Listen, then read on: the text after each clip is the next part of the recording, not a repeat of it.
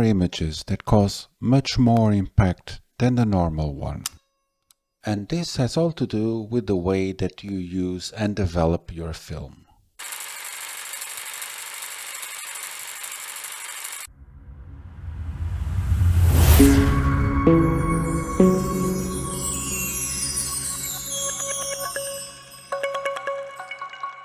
One thing that we need to be special care of is the scene that appears in front of us. You need to be so much careful that you just cannot think on the post-production, you also need to think on the pre-production and how the image presents itself in front of you. And this will dictate the way that you're going to develop the same roll of film. You, as a photographer, need to pay so much attention to details that it's the things that actually make the photograph pop.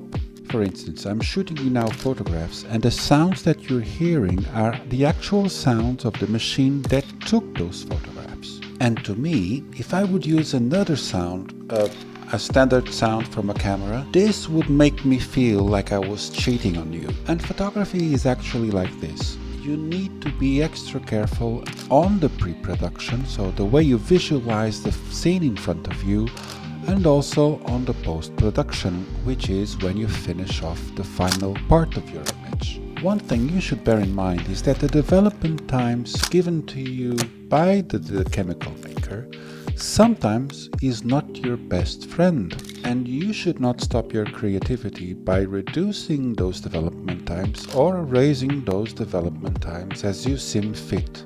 You are completely free to experiment new things, such as, for instance, selenium toning your own negative. Photography is such a diverse area that, for instance, you can even shoot without a lens, or you can shoot with a lens apart from your camera and try to do something creative out of it. You don't need to follow pre-established rules or pre-established ways that the makers actually said that this would be the way. That is completely false. You are free to do whatever you want to. Now, this being said and taken out of the way, there is a very old technique that, for instance, Ansel Adams used to do, which is to disregard whatever the maker of the chemical said that would be the time for developing that negative, and actually underdevelop the negative or overdevelop the negative by adding or removing time from the development part. Now, if you used to work on a dark room, you know that when you're developing your paper, the first thing that will appear are going to be the shadow areas. And the same is for the negative as well. When you're developing the negative, the first thing that appears on your negative are the shadow areas, and then when the shadow areas are going to be finalized in the development, the highlights will start to appear as well. This means that if you cut down on time, you're going to approach the shadow areas with the highlights better than if you would follow the standard time of the developing. One good example that I have to give it to you is these two shots that I took of the same place with 1 day apart. One of them was taken with the Nikon F, and the other one was taken with a Topcom. The Nikon F was developed at the standard time. It was a cloudy day, so you can see that it's a regular image like any other image that we've seen before. The one on your right was taken with the Topcom, and I developed less time in a specific way just to get this final result. And in the end, you have to admit that the one on the right looks much better than the one on the left ever did. And this is my Rodinal bottle, which is completely warped from its use and from the chemical inside. And I normally also squish a little bit, and so I have the least amount of air inside. Most of the people go for a very strong dilution on this to develop. I don't. I prefer a softer one. I often develop at 1/50, 1/100, so then I can remove the times much better than I could do if it would be a 1/25. This is my own option, and I'm quite pleased with the results that I've been getting, and I'm not planning on changing anytime soon, because Rodinal works very well with very slow films like as a 50, as a 100, and this is mainly what I use. I use really low ASs, with the exception of Foma Xt2, which is 320, and occasionally I do also Il Sol 3 because I have Kodak Tri-X. But mainly this is my go-to developer, and I use it somewhere in between 1 over 50, 1 over 100, really diluted Rodinal, so I can mess around with the times, normally removing 20% of the developing time. But I'll guess that we'll have to go out and try this theory of mine to see if it does work or not. One ready to be developed. So now it's just a question to charge all the batteries of all the devices and head out to the adventure.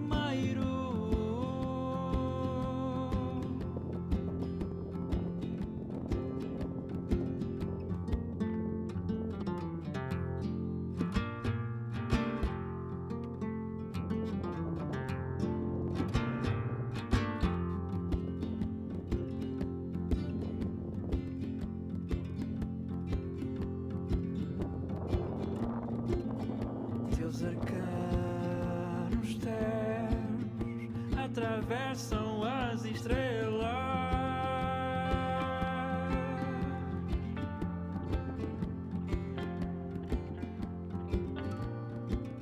do centro aos extremos, formando coisas belas.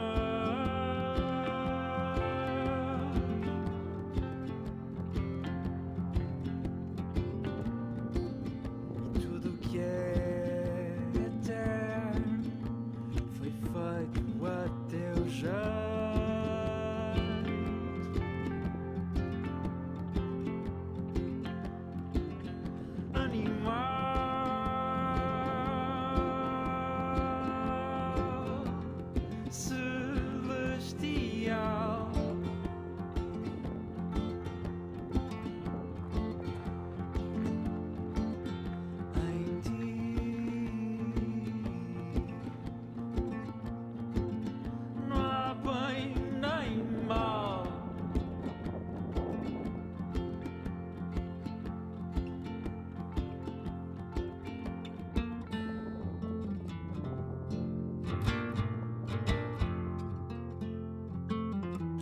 And it's now time to do the most tedious task of photography, which is to develop. In this case I will be developing with Rodinal with a -1 minute than what it's normally the estimate time, meaning that instead of 8 minutes I will do 7.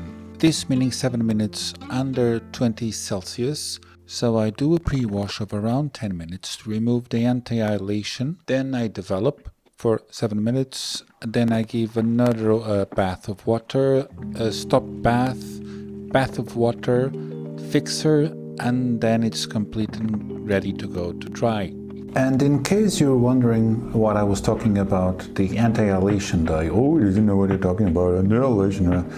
Yes, there is an anti-annihilation dye on the 120 and the 4x5s and the 9x12s that Foma puts on their films. So for instance, this is the normal Fomapan which I rolled into a new cassette. So this is what you're used to see. This is a 4x5 sheet. So this is more or less the same, but you can see a big difference in color here. So this is the anti-annihilation dye that they put on the big format. How do you remove this? You remove this with water. You pre-wash this and everything is fine if you pre-wash it by 10 minutes, 15 minutes. Otherwise, you will get some white spots on the images, which if you look in close up, they will be very noticeable. And this is a 9x12, so I dipped this. Well, this was a used one, and I screwed up on this exposure. So I dipped this half of it in water, so you see the difference between with the dye and without the dye. And this is another thing that really amazes me in photography. For instance, this is the 9x12. This is the 4x5. So actually the 4x5 should be smaller than the 9x12, but actually it isn't. The 9x12 is smaller. What happens is, in some sizes you use centimeters, and on another sizes you use inches. So this bigger than this is the 8x10, which normally the 9x12 should be bigger, but it isn't. It's the smallest format of big format there is. It's this one, and then the following one is this one. So I did 2 shots. Well, actually I did several other shots, but 2 shots are the ones that I would like to show. One of them is a regular shot, 1/500 of a second f5.6. The second shot that I will show you, it's going to be this very same, but with the tilt and swivel of the frontal part of the camera. And as such, we've reached the end of our video. I'll show you the 2 photographs, and now you know that I developed normally, reducing the time given by the maker. Many thanks for reaching to the end of the video. Please do hit the like button and the subscribe in case you want to see more videos like this. Many thanks. I'll see you next time.